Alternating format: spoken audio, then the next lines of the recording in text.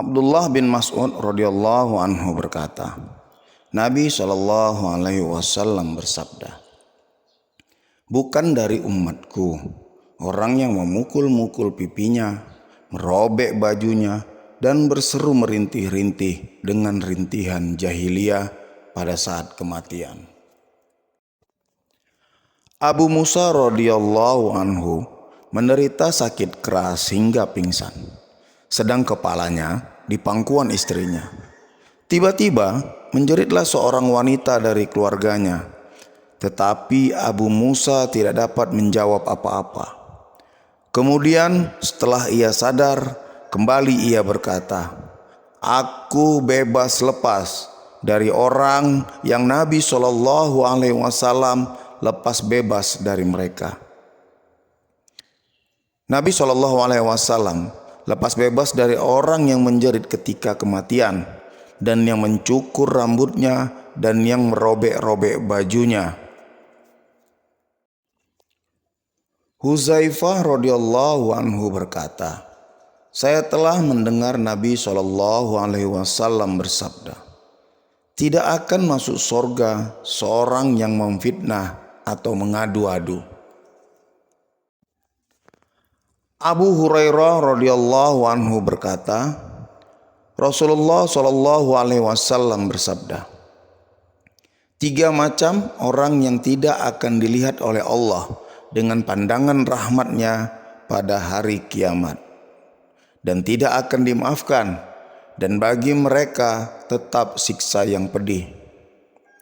Yang pertama, seorang yang memiliki kelebihan air di tengah perjalanan, lalu menolak orang yang dalam perjalanan membutuhkannya. Yang kedua, seorang yang berbaiat pada imam atau pemimpin semata-mata untuk dunia. Jika ia diberi, tetap ia redha; bila tidak diberi, maka ia marah.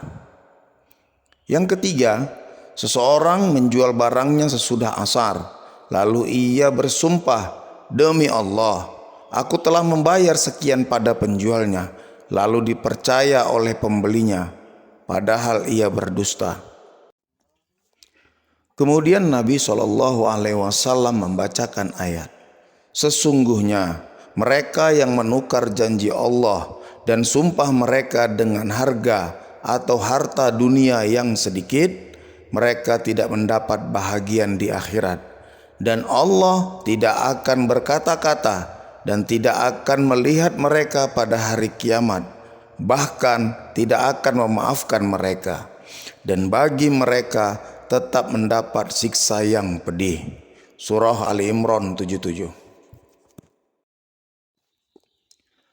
Abu Hurairah radhiyallahu anhu berkata, Nabi Shallallahu alaihi wasallam bersabda, "Siapa yang terjun dari gunung untuk bunuh diri, maka ia kelak di neraka jahanam dan akan tetap terjun untuk selama-lamanya.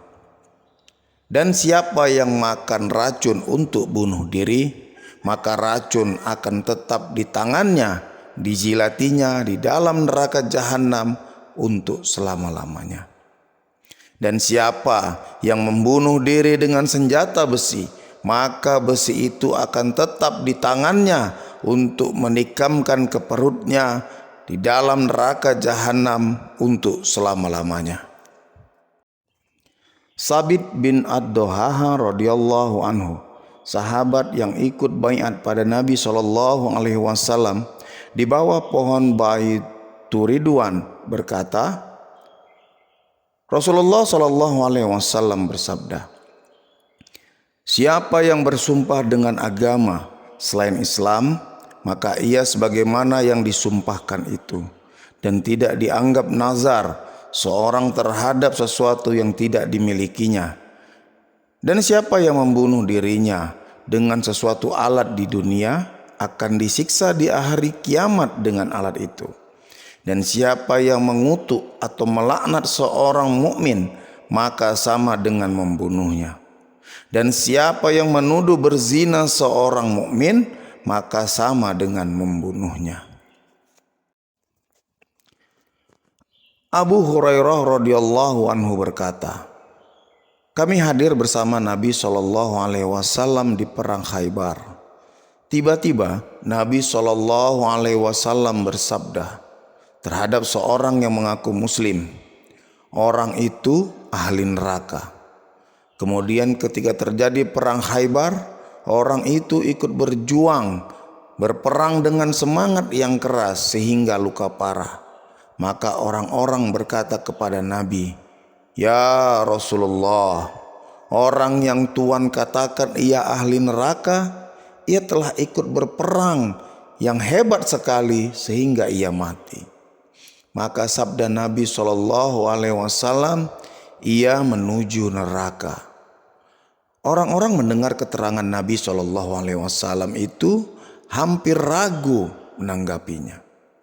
Tiba-tiba ada berita bahwa orang itu belum mati, tetapi luka parah.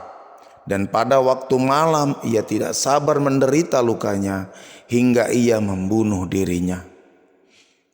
Dan ketika berita ini disampaikan kepada Nabi SAW, maka Nabi SAW bersabda, "Allahu Akbar, asyhadu anni abdullahi wa rasuluhu."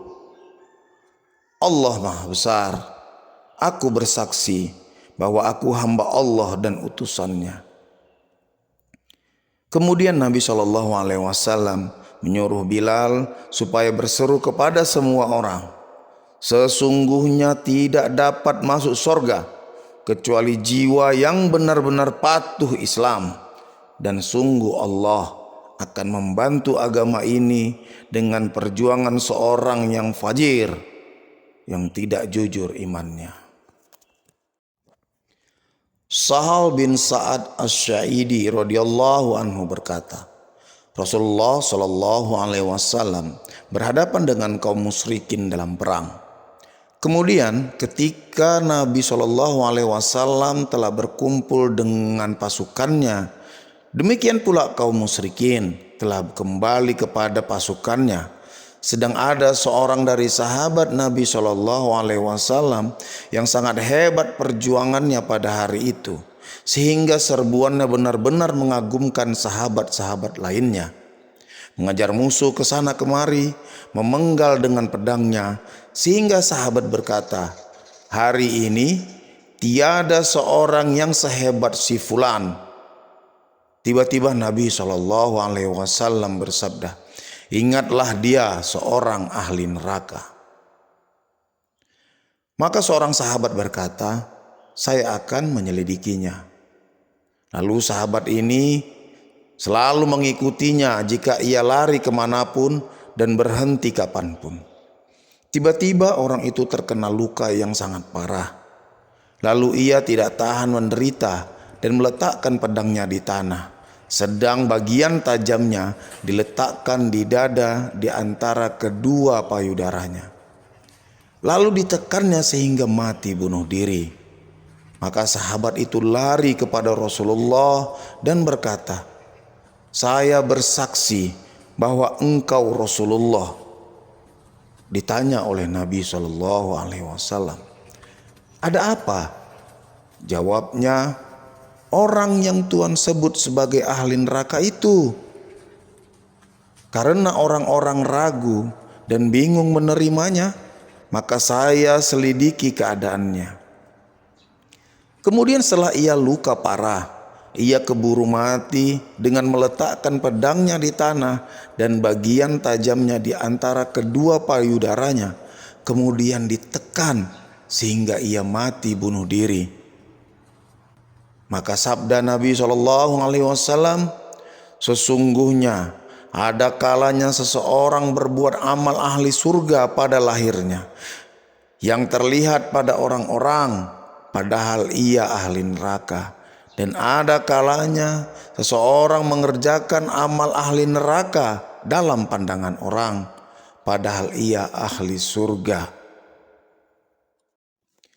Jundub bin Abdullah radhiyallahu anhu berkata, Rasulullah SAW bersabda, "Ada di masa dahulu sebelum kamu, seseorang menderita luka. Tiba-tiba ia jengkel, lalu mengambil pisau dan memotong lukanya. Maka tidak berhenti darahnya hingga ia mati. Allah Ta'ala berfirman, "Hambaku akan mendahului aku terhadap dirinya atau jiwanya. Maka aku haramkan padanya surga, yaitu haram ia masuk surga karena ia telah bunuh diri dan tidak sabar menerima ujian Allah."